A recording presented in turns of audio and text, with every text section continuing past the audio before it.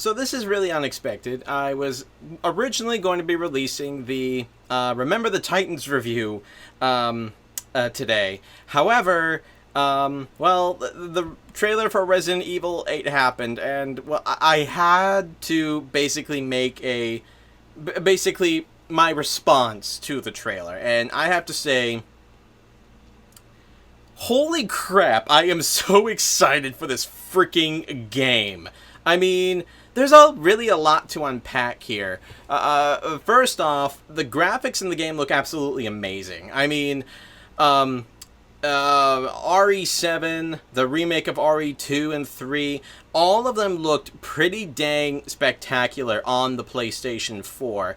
And honestly, this is just going to be, honestly, just an amazing knock out of the park when it comes to graphics. It really does look absolutely spectacular when it comes to the snowy landscape, the little villages, the castle, even like all the weird like gothic scenery and stuff like that. It looks absolutely spectacular. One of the other things I really want to talk about is it's actually kind of cool, again, that we're actually playing as Ethan. I was kind of expecting that to happen, and I'm actually very curious if Ethan is the only character we're playing as. I mean, so far I think that's what it looks like, but there are a few cutscenes that look like, who knows, maybe because, well, the fact that the game is in first person, this might be a little bit misleading. But there are a few cutscenes that look like we're following this girl, who is, I don't know who it is, but, you know, it could maybe be like there's a first person part of the game where you play as Ethan, and maybe there's a third person part of the game, maybe where you get to play as someone else, you know, to maybe add a little diversity to the game, which I think would actually be pretty neat if they did add the option. You know, if you played as Ethan, it's all in first person, but maybe the other person's Claire, or heck, maybe even Jill Valentine. It's probably, if it's anybody, it might be Claire, that girl who keeps showing up in the trailer, but who knows? Who knows who it could actually be? But I think that would be really cool if you played as you know, two characters, one's in third person, one's in first person. But who knows? I have to admit, I didn't necessarily look at the synopsis. This is just a pure reaction to the actual trailer. The other thing is, I'm noticing that the vibes of this trailer are very, very Resident Evil 4. I'm one of the people in the minority who actually doesn't really care for Resident Evil 4 that much. I mean, gameplay-wise, it's a lot of fun, and it did actually, like, really move gaming forward when it came to like third-person shooters and whatnot. So in that regard, no, Resident Evil 4 is a fantastic game, but I think the only thing I didn't like about it was the story, and I'm really hoping in that regard that Resident Evil 8 doesn't fall in that same regard. And I think some of it has to do with like the whole gothic scenery and everything. I mean, it looks great. It looks absolutely fantastic. I mean, Resident Evil 7 was able to really get away with the whole government conspiracy kind of stuff, while still having like little hints of it throughout the whole game, and basically make it more like a Texas Chainsaw Massacre kind of experience.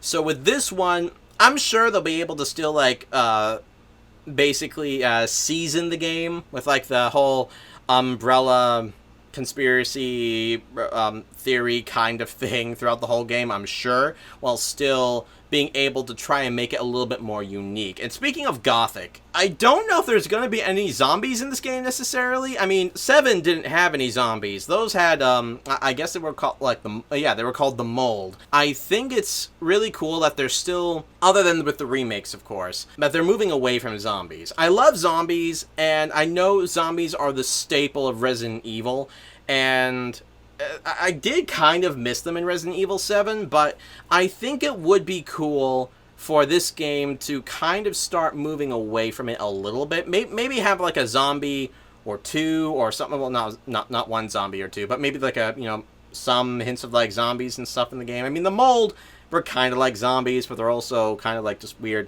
mold monsters, basically. I mean, they were still terrifying, but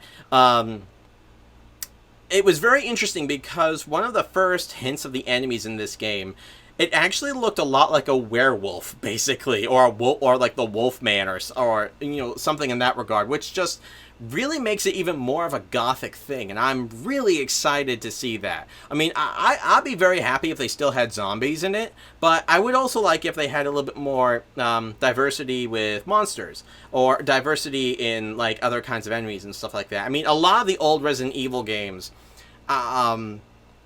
had a lot of unique monsters. I mean, they had, of course, they had zombies, and then they had the different kinds of zombies, and then eventually they started getting, like, really cool, epic monsters and everything like that. With Resident Evil 7, there wasn't really, I mean, other than the bosses, there weren't really any unique monsters, so to speak. I mean, of course, there was the Baker family that would pop up here and there, and you kind of had to, like, hide or run away from them and stuff like that. But no actual, like, monsters or anything like that, which was fine for the game. It worked out very well. But if this game is going to go in the direction of Resident Evil 7, while maybe trying to get some of the feeling maybe of Resident Evil 4 and maybe some of the other Resident Evils, I really do hope that they do have a lot more diversity with the monsters. But hey, we'll have to, just wait and see, of course. And then that ending, the ending of the freaking what happened to you, Chris? What happened? Why did you go nuts? Well, why did you shoot Mia? I mean, what did Mia do to you? What did Ethan do to you? I mean, oh man, that actually, like, I was watching this trailer with my wife, Saida, and then literally that scene pops up where it's Chris, and I'm like, oh my gosh, it's Chris Redfield, and then all of a sudden I just see him, like, popping a few bullets into Ethan's wife, and I'm like, wait a minute, excuse me, what the hell did you just do? And oh gosh, like, that was honestly quite amazing, and I'm really excited for it. And one of the other things I think I like about the Gothic scenery and stuff is that we're still going to be getting a lot of really cool, unique puzzles and stuff like that. Resident Evil 3 Remake lacked a lot of those puzzles, and that was kind of, like, really disappointing, but 7, Remake of 2, a lot of really great puzzles. I'm sure there's going to be a lot of really cool puzzles in this game as well. Really excited for that, but oh gosh, the ending of that freaking trailer, it just... Gosh, that literally just blew me away. I'm sure it blew Mia away too. I'm so sorry, that was terrible. But yeah, that's basically my thoughts on the Resident Evil trailer. I'm really excited for it, along with the very unique look of the PlayStation 5. Am I definitely going to get it? Well, absolutely. I'm definitely going to get Resident Evil 8, as soon as it comes out. I would argue I'm probably going to pre-order it. I'm definitely going to pre-order this game once I have the opportunity to. Well, once I have a PlayStation 5, which, who knows when that's going to happen. Hopefully I'll be able to get my hands on one, but we'll just have to see how that turns out. But definitely going to get Resident Evil 5 as soon as the game comes out and as soon as I have a PS5. So, very, very excited. But anyway, thank you guys so much for watching basically my thoughts about the trailer and everything. If you guys can, sorry, not if you guys can. If you are new to the channel, I would greatly appreciate it if you could hit that subscribe button, hit the like button, the notification bell, so that way you guys are notified for future videos and stuff. And then on top of that, if you guys can, that's where that sentence was supposed to go. Follow us on social media with Facebook, Twitter, and Instagram. And then last but not least, we do have a Patreon. With some really cool, like, behind-the-scenes stuff, voting privileges for future videos and stuff like that. Some really, really neat stuff. And I would greatly appreciate if you could take a look into that. And, yeah, that's basically it. Thank you so much for watching the video. You guys take care and have an absolutely wonderful weekend.